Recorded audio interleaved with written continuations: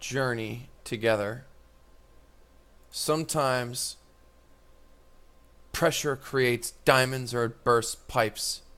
And I am proud to say that my younger brother is a diamond. He also trades full time, just like his older brother. And I have to introduce you guys to now the official Flop and Groper channel run by none other than my brother. This video is going to knock out every TA pattern, most of them that you should know, and we're just going to go ahead. I subscribed. Check out the video. You're going to want to subscribe.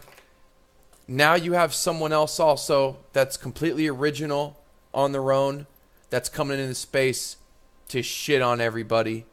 So without further ado, I introduce the newest Rookie of the Year, best YouTuber, hands down Rookie of the Year. How's it going, everybody? This is the Flop and Groper making a splash in the YouTube scene. And this is your Flop and Groper tutorials. This is my trade analysis series, chapter 1. Now the reason why I made this video is to help out some of our new people in the Discord. We got over 350 new traders. Some of these people don't even know what the term DCA means. And I just want to go over some basic chart patterns, make sure we're all on the same page, make sure we're all seeing the same stuff. Quite frankly, I'm tired of every time I want to learn a new trade pattern, I have to watch some YouTube video of some 50-year-old motherfucker working at Charles Schwab with an Expo marker and a whiteboard. So I felt like I'd just compile everything I know into a PowerPoint and present it to you guys. We're gonna get... I'm going to have to go on mute for the rest of this video because there's no way I'm going to be able to keep a straight face during this. This is absolutely brilliant. We just have to dissect this. First off, this is the official Flop and Groper icon. I love Flop and Groper tutorials. Absolutely amazing. I'm going on mute without further ado. New trade pattern, I have to watch some YouTube video of some 50-year-old motherfucker working at Charles Schwab with an Expo marker and a whiteboard. So I felt like I'd just compile everything I know into a PowerPoint and present it to you guys. We're gonna get some good music playing.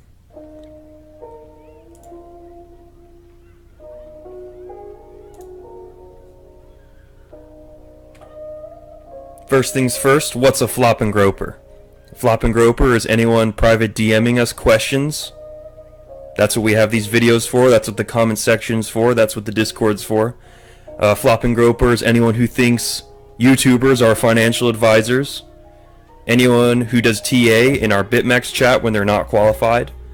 Anyone in the BitMEX troll box. Any 14-year-olds or chart experts in their mom's basement. And finally, any haters, because this is charity and we're doing this shit for free. Now, Flop and Groper isn't just a noun, it could also be a verb. One could be flopping and groping. One could have flopped and groped. In fact, everyone's probably flopped and groped at some point in their life. It's a humbling admission to admit that you're flopping and groping, as long as we're not using it in a derogatory sense. People make mistakes. Sometimes people are underwater in a trade. Usually we'll coach people out of their mistakes. And when people win, we give them congratulations. So make sure you join our Discord group. I'll put a link in the description. And we're going to keep moving forward here. So the good thing about trade analysis is we're dealing with patterns. So it's going to be 50 to 70% accurate. Most of the movements in a price chart can be described with patterns. But it's not always the case. Sometimes, as with life, things don't go as we expect. The patterns that we organize reality around don't always fully manifest. And we have these periods of chaos where we don't really know what's going to happen. But without knowing the patterns, you're just going to be lost in the dark. So that's why you got to know these patterns. Using these guys, you can get clear entries and exits on trades. That way you know exactly when to enter. That way you're in a trade for the least amount of time as possible. TA is just not as useful during volatile times or in highly manipulated markets. So sometimes you'll get a formation, but it'll be screwed up by some weird news, weird headlines, etc. History does tend to repeat itself, so if you see one pattern, two pattern, chances are there will be a third pattern, hence the Chinese Ching Chong and other patterns that we have discovered in the CryptoFace community. The only drawback is that it's based off of previous action only, so we're basically doing our best to predict the future based on the past. No one can ever predict the future. One good thing about TA is that most of the information you'll ever need to trade in a market is in the price chart. So I may not fully agree with the cattle industry, and it might not be around in like a decade or whatever, and there might be some bad headlines or statements or whatever, but if I go on cattle futures chart and there's a cup and handle and it's reached the neckline, we have a clear entry with a clear target, and we can enter that trade and safely assume that we'll reach that target. So knowing these patterns can be very helpful. And last but not least on here, the trend is your friend, but the trend is only your friend until the end, so eventually you're going to be wrong, but knowing the trend is going to help you out. You have your continuation patterns and your reversal patterns. You got two main types of patterns. So your continuation patterns are your rectangles, triangles, pennants, wedges, flags, cups, and handles. And your reversal patterns are your head and shoulders, double tops and bottoms, triple tops and bottoms, rounding tops and bottoms, and symmetrical triangles. Now the first continuation pattern we're going to cover is our rectangles. A rectangle requires that a prior trend already exists, as with all continuation patterns, and there must be at least 4 points of contact, minimum 2 equivalent highs and minimum 2 equivalent lows. So as you can see on this chart picture here, the trend is going up, it bounces in the rectangle range, exits, and continues the uptrend. In the bear scenario, it's already going down, enters your rectangle range, bounces in there, and comes down. The rectangle is a neutral pattern, which means it can be bearish or bullish. And you want to trade after the breakout. You don't want to be in that rectangle trading, because you don't know which way it's going to go. And you don't even know if it's a rectangle yet until after it's broke out. But your target is just going to be the height of the rectangle added to the breakout point.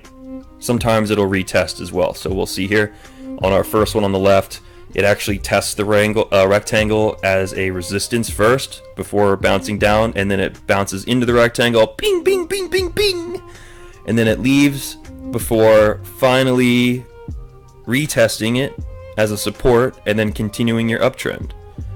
On the right side, it's a little cleaner. It actually just comes into the rectangle, bounces 1, 2, 3, 4 times, and then continues your downtrend.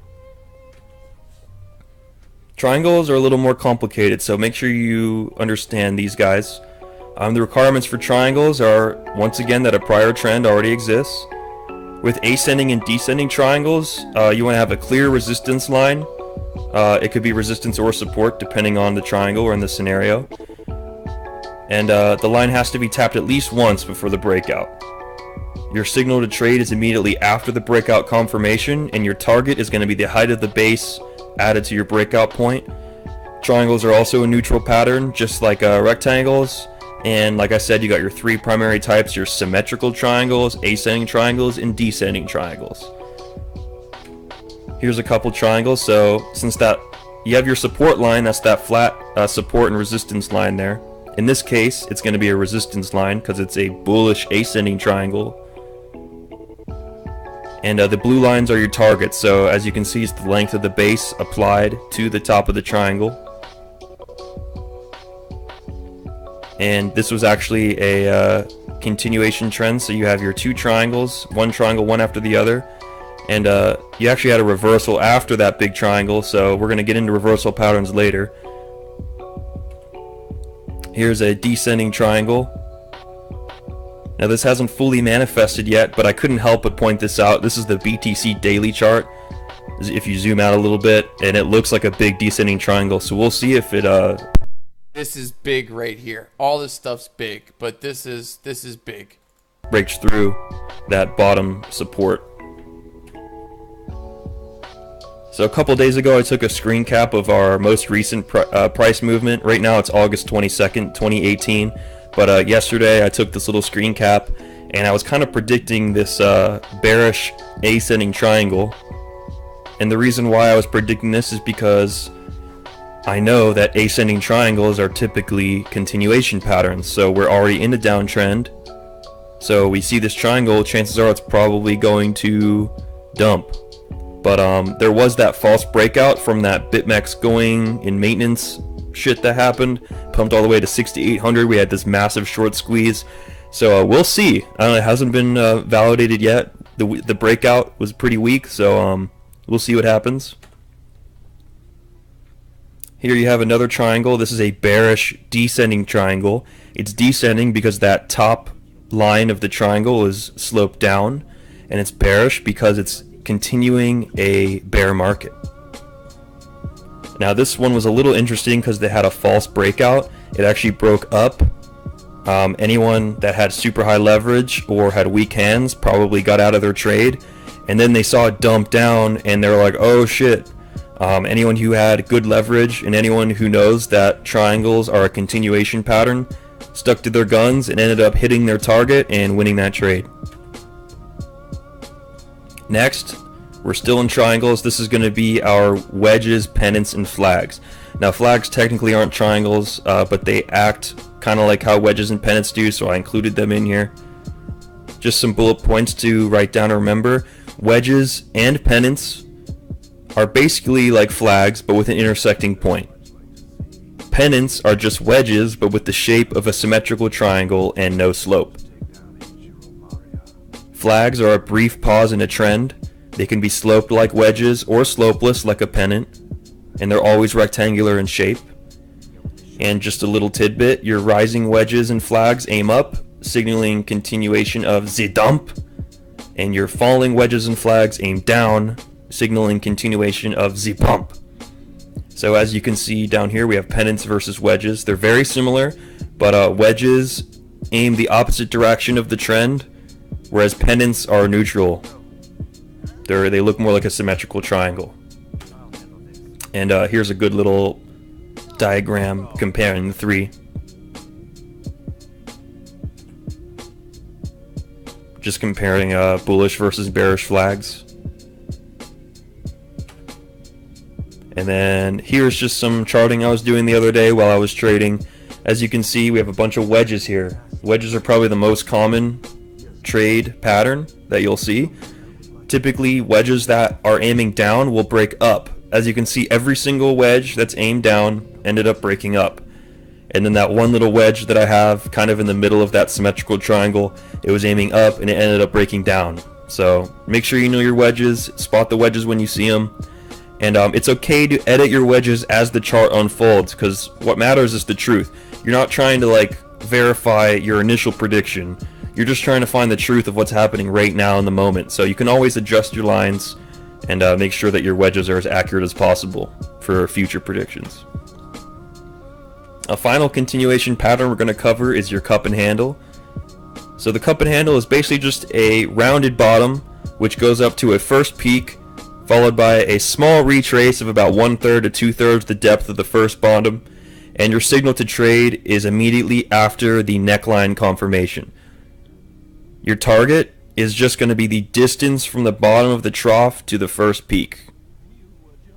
It can also be inverted in a bearish continuation scenario.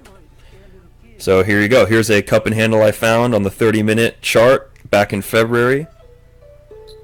As you can see, you have that rounded bottom followed by a peak and then a small handle, and then it goes up. And I put that little target line, that's just the height from the bottom to the first peak, and I like kind of pasted it again at the breakout zone, and as you can see, the target was reached, and even when it hit that target, it retraced a little bit. So it even tested it as a resistance. And the trend was continued. See how it was going up before and after. Alright, now we're on reversal patterns. So sometimes you'll have a triangle which is a reversal pattern. So it happens sometimes. The breakout direction is only determined after the breakout has occurred. Typically these symmetrical triangles are caused by market indecision. It's basically when the bulls and bears have equal interest. And just like with the other triangles, your target is just your base added to your breakout point. Now sometimes it tests it as support or resistance, so don't freak out, don't have weak hands, trust your triangles. Here is the triangle reversal from back in April. This is our 2-hour chart. As you can see, it had these really high highs, really low lows, and eventually the volume starts decreasing until it gets all bottled up, and then finally you have your breakout. So anyone who had a buy order set at that breakout point made big money. Next one's your head and shoulders. So the requirements for a head and shoulders are that there must be a prior trend that already exists so that a reversal can take place. The anatomy of a head and shoulders is a left shoulder followed by a head and then a right shoulder. And the reversal is not officially confirmed until the neckline is reached and that new low is formed. Your target is a little more complicated than your other formations. It's the distance from the neckline to the top of the head subtracted from the total length of the neckline. So just one more extra step there. Sometimes it's been known to retrace, confirming the neckline as support or resistance after as well. It is a top or bottom reversal pattern, and it's one of the most popular ones out there. And your symmetry is not ideal, or it is ideal, but it's not required. And your neckline can have a slight slope, but you do want it to be a straight line. Here is your inverse head and shoulders. This was back in June through July of 2018. You had your left shoulder, head, and right shoulder. And once that neckline was confirmed, that was a huge trade signal, hence why it pumped up so hard. Anyone who jumped on that train made tons of money. Now we got your double top. So I'm pulling up that picture from before. We had that continuation pattern with those triangles, but the trend is only your friend until the end. So we got this double top formation with two peaks that were within 3 to 5% of each other, and then we got a lower low after that, so it ended up dumping, and it took a while for the target to be reached, but it did get reached. The target is just going to be the distance from the pullback or neckline to the peaks. An uptrend basically requires that higher highs and higher lows are formed, so what a double peak does is it basically shows that a higher high failed to form and a lower low is formed. So that's a huge bearish sign, a sign of reversal. BTC is kind of the king of ugly double peaks. Look at these ugly ass double peaks. That one on the top right looks pretty good, but these other ones look like fucking Ephialtes from 300. They're like, whoa! They're all fucking ugly and malformed, but either way, when you see these guys, that's a bad sign. That's a foreboding sign for BTC. Every single time it's had a little bull run in the last year, this is what the top looks like. So keep an eye out for these guys. Next is your triple tops. Kind of like a head and shoulders, but that head is just squished. It needs that prior trend in order for a reversal to take place. And the same as the double top, it's a 3 to 5% difference in the peaks. And a break above or below the pullback signals a completed triple top and bottom. I said double there, but it's triple. So in a triple bottom, obviously a downtrend requires lower highs and lower lows. So a completed triple bottom signals that the price failed to create a lower low and instead creates a higher high, which is bad news bears. So your target, same as the double peak, is just going to be the distance from the pullback zone to the peaks. There's a little triple bottom I found. It was kind of hard to find a triple top and triple bottom. Typically you'll see head and shoulders or double peaks, double bottoms, but I did end up finding a small triple bottom from February 24th to February 26th. And it wasn't like a big trend reversal, it was kind of like a small trend reversal. So these guys can be big or small. Alright, and your final reversal pattern is your rounded bottoms and tops. The requirements are that a prior trend should already exist before a reversal can take place. There's a little bit of anatomy you gotta know. It's a decline, followed by a low, then an advance, and then a breakout. It must have a clear neckline, and the decline and advance do not have to be symmetrical, but they should be, it should be a nice rounded looking shape. Your target is just going to be the distance from the neckline to the bottom of the trough, subtracted from the length of the neckline. Sometimes it retraces, but The retracement isn't as important with these rounded bottoms because these are like macro trends. They're best suited for weekly charts, and they're really useful for very long-term trend reversals. It's actually what ignited the bull run of 2016 to 2017, so I'll show you what I'm talking about. This is a weekly chart, so each candle is a whole week. So as you can see, this is from May 2014 to May 2016, and we had this huge rounded bottom, and once that neckline was reached, it was a huge buy signal. So you had a little bit of a pullback. It almost looked kind of like a cup and handle. In fact, a rounded bottom is a part of the cup and handle anatomy, so they kind of go hand in hand. But as you can see, that's basically what started that huge bull run, so big sign to look out for. Alright, so I want to keep this video nice and short, so I'm going to end it there. That's it for chart patterns. I might make some videos in the next week or so, but thank you for listening. Make sure you like and subscribe, and this is my first video, so we'll see how people like it, and if people like the format, I'll keep it going like this. Alright, thank you guys. Thanks for listening. Oh, that was really, really good. Really, really, really good. How do we go back here? I don't want to see this guy. So I'm going to put the link to the video. Come on, I don't want to see this. There you have it, everybody. Okay, hang on. How's it going, everybody? Alright, Flopping Groper Tutorials Chapter 1, Chart Patterns. Link is in the description. 10 out of 10. That's the best video I've ever seen describing any patterns. Knock 'em dead, guys. And he's got more coming. Make sure you like his video and subscribe so you can see more of him, because he knows what he's doing. He's funny as hell. And in the rare, it's hard to find good people on YouTube, and this one is great. So, yep.